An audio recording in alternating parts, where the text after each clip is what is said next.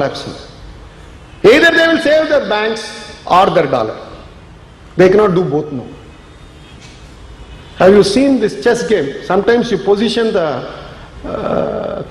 your queen or your horse in such a way that it knocks off the other fellow's queen or the horse. He has a choice. It is either checkmate or doomsday. That is what America is facing today. It is very, very difficult for them to come out of this mess. They are completely unaware as to what is to be done. So just like in 1991, the Prime Minister of Russia was one Mr. Gaider. He said, I thought my country was a great country, but after the fall of this Gorbachev, I went and found out that Russia was like an aircraft with no pilot in the cockpit. That is his words.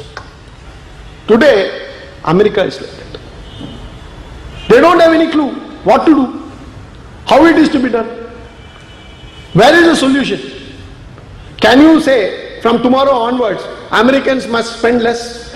To do that, they must necessarily have one institution called the family.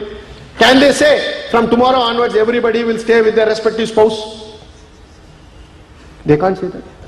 So you can't have domestic savings. Okay. Till date they were able to raise their interest rates and capture savings from other countries. Now they can't do that because your banks are collapsing. Otherwise banks will totally collapse. You are given loan to everybody. Their interest rates they are not able to pay. Even teaser rates they are not able to pay. So you have to reduce interest rates. So if you reduce interest rates, money will not go to America, money will come to countries like India.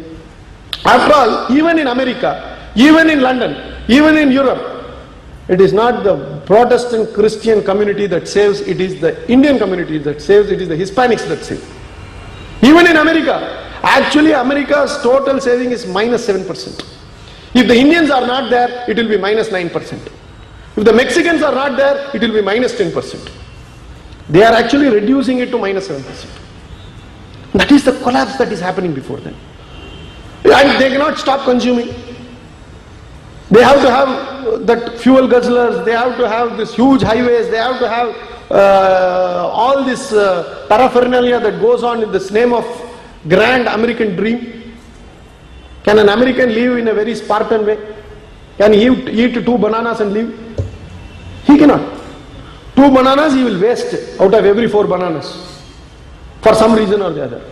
That is America today. So you look at the whole issue. Now what is that we have to do? What is that we need to provide as a solution?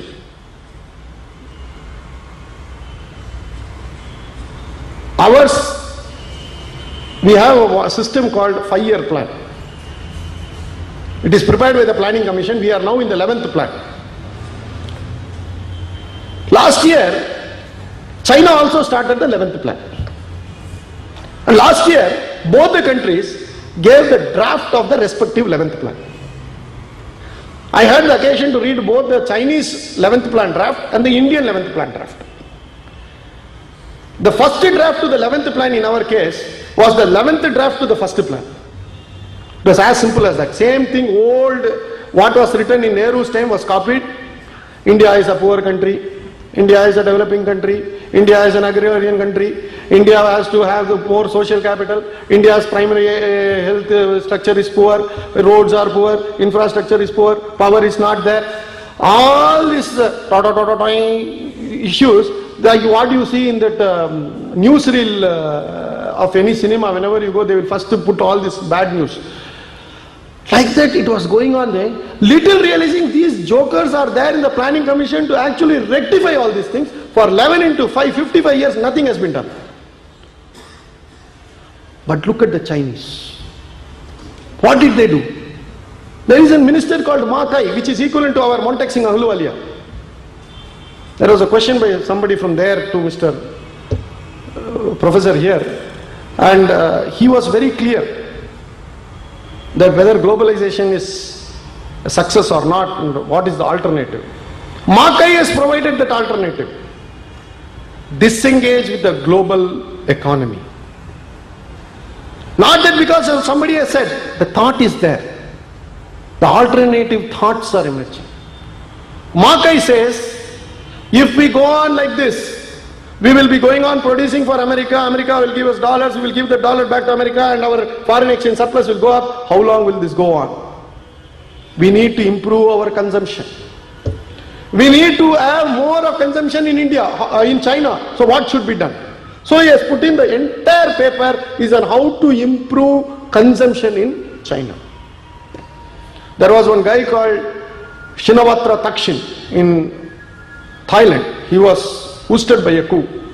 In 2002, he prepared a paper. After he became the Prime Minister, he asked, what do we do? Sir, we do export, sir. Whom do we export? America, sir. What do we do with the money? No, sir, we give it back to America and we are happy, sir.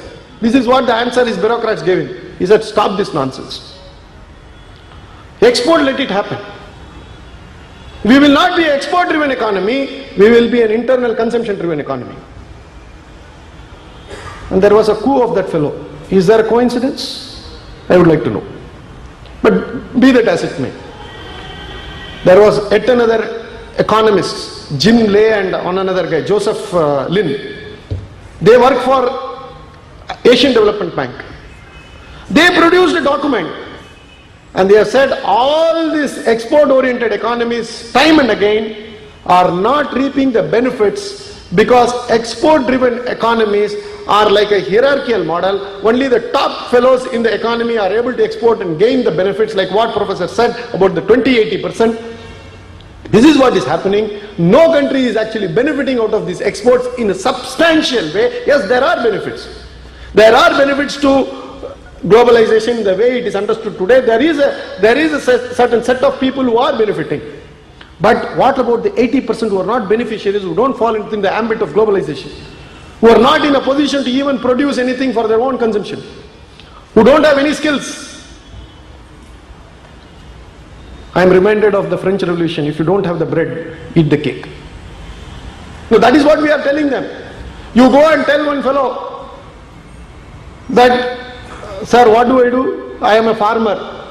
Oh, give the land and tomorrow you join Infosys, become a software programmer. Fellow is in Anguta Chap. And you go and tell him, oh, software is booming. To whom it is booming? To IITians, to chartered accountants, to lawyers. But the farmers, how does it care? How does he care? Whether he doesn't know even what is a computer. And we are telling him, we have brought futures and option trade in sugar, rice, wheat, dal. You can sell everything through your computer. This fellow doesn't have electricity there. And this is how we are fooling us. And every single economic journal which is corrupting the young minds is to give a wrong picture of the facts that are prevalent in India. I went to my village a couple of weeks back. The people are telling me, sir, what is your problem? Is stock market your problem? I asked them. No, sir, bus varla. I said, dollar crisis is your problem? No, sir, power varla. Sir, is American Bush, this lady Clinton and this, what is his name? Obama. Who will come? Sir, bus is not coming. Once it comes, I will tell you. No, their problems are totally different. We think India is 20 kilometers of Bangalore, 20 kilometers of Chennai. In Chennai, Mount Road, there are a lot of IT companies. You walk 20 kilometers to Ambattur, there it is all industrial hub. That their problem is not rupee appreciation, all these things. Labor, strike, the labor commissioner coming and taking bribe every day, excise commissioner coming and taking bribe, VAT official, VAT nobody understands. These are their problems. You walk another 20 kilometers. There will be one fellow in one lion cloth singing some old Tamil songs, not even bothered about anything, and he will be talking about paddy prices. Just within 40 kilometers, you have Tamil Nadu in 3 different shapes.